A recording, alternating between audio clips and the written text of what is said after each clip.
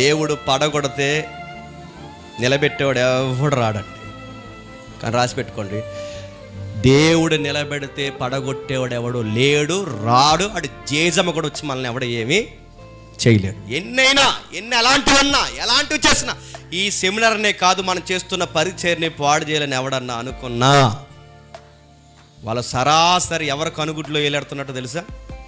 మీరు వెయిట్ చేయండి, నేను చెప్తాను. అలా వెయిట్ చేయండి, ఏం జరుగుద్ది అలా చూడండి. ఈ ఎగిరెగిరిన వాళ్ళంతా నిప్పు కనుకల సంగతి దేవుడు ఎలా చేయబోతాడో చెప్పండి. చూడండి, నేను శాపం పెట్టట్లేదు, ఎందుకంటే చరిత్రలో దేవుడు మనుషులతో చేసిన కార్యం మనకు అర్థమైతే, చెయ్యి పట్టుకున్నవాడు నమ్మదగిన వాడు, ఎడవడు, చెప్పండి, ఎడబాయి. దావీదుని ఎలాగైతే మట్టి పరిస్థితుల్లోంచి పిలిచి దేవుడు తన పరిచర్యకి వాడుకున్నాడో నేను అడుగుతాను, మన కుటుంబాలు ఏమన్నా రాజుల కుటుంబాలా?